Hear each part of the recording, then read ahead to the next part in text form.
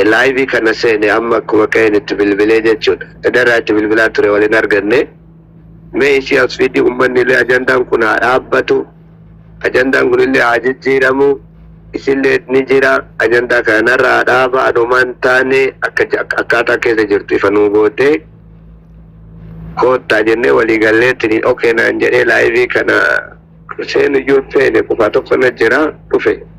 Amma dhufeetuma homa biraa dubbatee oduma dubbiin xumurii akkuma isin argitanitti bahee amma immoo online irra jiru akka isin argitan kanatti itti dawwalaa jira. Ani immoo wanni iddoo kanatti na atakaru intala tana sagalee walumaan dhageenye haala kana keessa jira. Ajandaan kun waan ta'eefuu ta'u tahee anammaaf nagaa jira jennee sagalee isii dhageenye ajandaan kun dhaabatee wanni isii gargaaramuun maluu yoo jiraatte. Ummata Oromoo kana ani kana isinirraa fedha miidhameetu jira rakki miidhama keessaan jiru nagaa jira akka isin jettu fedha wanni an xaaraa jiruuf illee kanu garuu agamma itti milkaa'ee karaa keessatti illee itti milkaa'ee wanni isin naa jette hin jiru ammallee ifatti illee homa isin dhageettan kana waan addaan qabu an keessan gurbama waliin dubbataa jira malee. Ammalani kana dhugaan bi dubbachuudhaaf namni alamma obboleessi yoo kana dhaguu taate isaaf dhaamsa dabarsa. Dabarsuu barbaaduuf waan biraa osoo hin ta'in namni dogongora seenaa dogongora illee yoo seene dogongora seenaa waa baratanii shamarran argitee mucatti shamarraniiti. Shamarran argitee dogongora hin seetti miira keessa seettee obboleessa kiyya waan hamtuun akkasii qunnamnee jechuu barbaadan. Atis kenna mucattiinis kenna. Rakkinni bu'eellee irratti nutti gale kanaafuu yoo dandeette seenaan nuu fidi sagalee isii dhaga'uu barbaada. Takka yoo sagalee isii dhaga'inoo nu argitee akkaatuma itti barbaadnu mala dhoofnee barbaadu sheekamaal maaliif sagaleen barbaachisaadha. Sagalee yoo dhaga'an nagaa qabaa waliin jirraa yoo eegan akkuma isin jettan dubbiin dhumatti namni ammaa eegala haasa'uu hin jiru jechuudha. Yoo laakiin sagaleen hin jiraatin ifaaf bilisa walitti himnaa. Agama sagalee dhageenyutti argitee hordofuun barbaachisaa jechuu barbaade irraa bu'an. Tuni akkuma jiru tuni homa jiru wanni taarruuf illee wanna malee dubbataa jiruuni waan biraati miti. Isuma biratti tayyee jara kennaan abbaa manaa kiyya waliin jira nagaa keessa jira oduun qalbiin isin hin cabini duute jettanii miidhamte jettanii narraa lakki yaada biraa ta'uu qabaatti akka ibsatu barbaadu. Sigala ma furmaatatu barbaadama Oromoo makana namu kana wali birmata isiin akka marattu otoo sagalee isiitiin as dubbatte furmaanni kun qabbanni ni bu'a namni marru murtaha ta'e ajandaa biraa sokatee irraa dhiichisa karaa fullee nagaa rafaa jechuudha. Awwanni halkanii guyyaatti bilbila gise dhibbaa walitti barreessee itti bilbilee fuunillee irratti bilbila akka waan mucattiin tun na bira jirtuutitti wanna nama akkana laffa'uufi. Sagalee isii sabni kun haa dhaga'uuf. Mucattiin tun asii kanarratti namni isiin sagaleen ta'iniif hin jiru ni taphatti nama maraa faarsiti nama maraa hamileetti taati ka arrabsitu si arrabsitti ifaa jee ana bicharraa miti isin mararraa qabdi. Intala teessani obboleetti teessani intala biyyaati intala Oromooti. Anaaf isinillee qixumatti dirqama qabna waan addatti wanni an keessaa qabu hin jiru.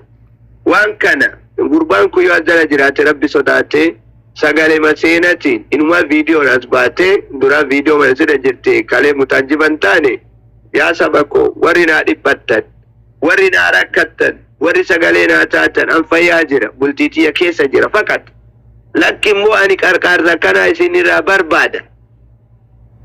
Kana lamaan keessa tokko dubbachuu dandeetti mucattiin yoo as baate. Takki nagaa keessa jira ajandaa kana narraa dhaaba. Takki miidhama wayii qaba waan akkanaa na gargaara jechuun isiinaaf waa lamaan kana keessa tokko dubbatti. Waa lamaan kana keessa tokko kana haa dubbattuudhaaf ifaaja malee waan biraatti fi miti yaa sababu. Waan seenaa anaaf seenaa waan biraa walitti addatti hin qabnu.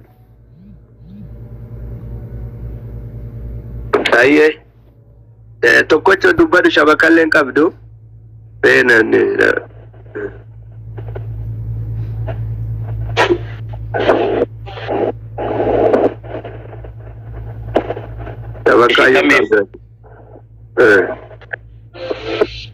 Sheekh Kamal akkam? Nagaa akkami?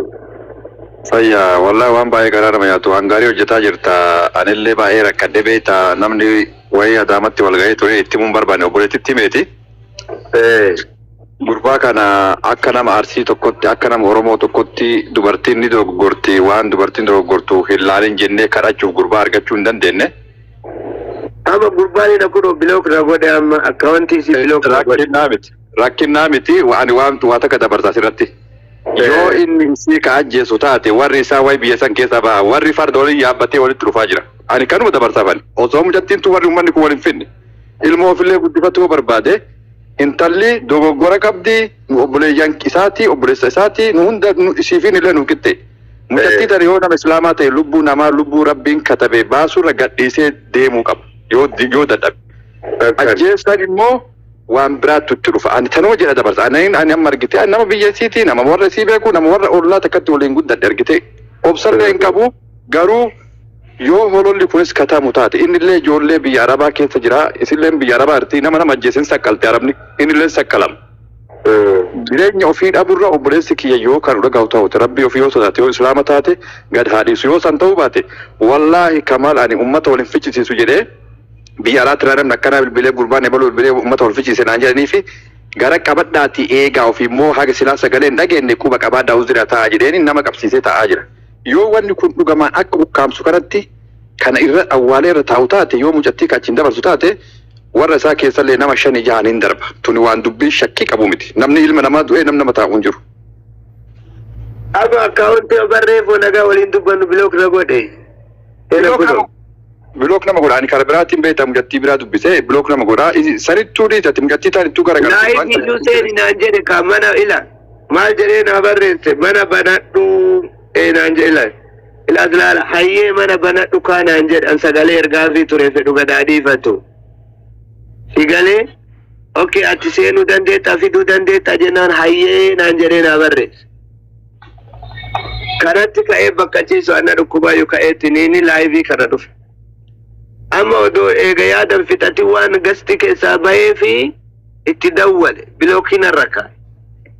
Rakkinnaa miti haa ajjeesu lubbuun gaafa dhalate duuti haa ajjeesu ani amma akka nama ilma tokko biyya tokko itti inni dabarsaaf haa ajjeesu yoo inni si ajjeese wallaahi billaahi harka dhibbatti dhugaasii maati 10tu kafalama lubbuu mucattii tanaatiin maa balleessitee miti niitii isaatti balleeffatee kutuutee loleeni akka isiin lamuu ittiin deemine godhuu hin danda'a garuu lubbuu isii baasee ani kana keessa hin jiru kanallee keessa galuun barbaadu warri gaafa san ijoolleen kun gurbaan tokko abdii jedhaniini ijoollee shirkaati nama isaan walitti bakka takka taa'ee dalagatu inni illee argitee yoo san aaree yoo san mucattii sanatti ragaa ba'ee yoo danda'e ijoolleen mana akkanaatu hundayitee gurbaa kana lolteenii qabdee mana galchuu qabdi akka hin tu'in akka harkaan hin tu'in amma ukkaamse beektaa mucattiin mana maadamiin jirtu garuu guyyaa kaleessa galgala obboleettii dubbisanii turan inni illee seenallee afaan nagaa dubbisanii nagaa qaba jette yoo wanni akkanaa qadaamu taate ani wallaahi kunoo narra laayinaati kijiba fuudhee afarsuu odoo hin taane haga wanni tokko ifaan ifatti ba'u jecha fuudhee ta'a obboleeyyanitti yoo bilbile abbatti yoo bilbile osoo lubbuun isiin duune warra isaanii seeraan qabsiisan rakkinnaa miti asii duutee dhageenyaa itti himnaaf jecha garuu haa tasgabbaa'u antanuma jedhee dabarsaa ammallee waan biraa dubbadhu qabu. Salaam alaikum. Waalaikum salaam warahmatullahi. Dhiifama namoonni bira jirtani abbaa daamaa baga jiraatte wallaahi wanni kun yoo ka dhugaa taana gaama dhiyoo kalellee edallee sheeyni haasaanillee baay'ee dhimma keessan seenne sheeka keessallee na dubbisaa kalaasi inni waa dhidawaa sir jiraami. Kalaas keessallee na dubbisaa ijoollee naannoo san jirtullee tartiiba laallee mucaalleen ijoollee isaa akka ta'e warra isaa akka ta'e addaan baafanne. Sanaan booda waan jiru hunda walillaa isinii bilbila karaa lakkoofsa keessaniin booda narraa kaasaa ishii torba lakkoofsi dhumte akirri. Gurbaan shira qabaatu yoo barna aarse odoo waliin dubbannu ama bilookirra nakaa'uun isaa kun ajaa'iba. Rakkoo takkan qabu erga ijoollee gara kennaa taate rakkoo takkan qabu maaliif eenyummaa isaa addaan baafna lubbuun namaa qoosamete. Saniin abbaan daamaa dubbatee jennaan wanti jedhee kalaas waan jiru hunda rakkinnaa miti jaal kamaal kenna biyya san keessatti waan gootanii bilbila lammaffaa hin qabda bilbila lammaffaa itti nama kaan maqaan kaafnu nama bakki dubbisan bilbiliiti warra seeraa nama seeraa ergaa fi mucattiin bakka jirtutti nama poolisaa itti hafiddu haa ajjeesu rakkoo miti rakkinnaa miti kun adaba Oromoo cabsuudha osoo akka Oromootti isallee rakkannee nuti namni sabeeta keessa nu dubbisa ammayyuu jechuun namni sabeeta